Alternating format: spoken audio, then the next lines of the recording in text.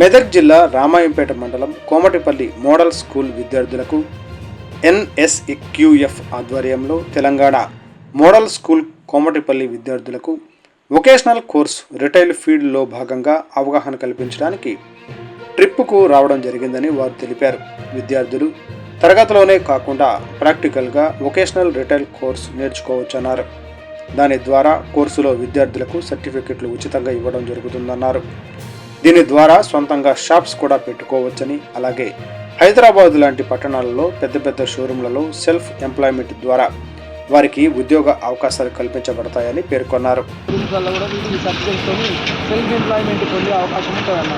కాబట్టి వీళ్ళకు practical knowledge కోసం మేము ఇక్కడ రావడం జరిగింది.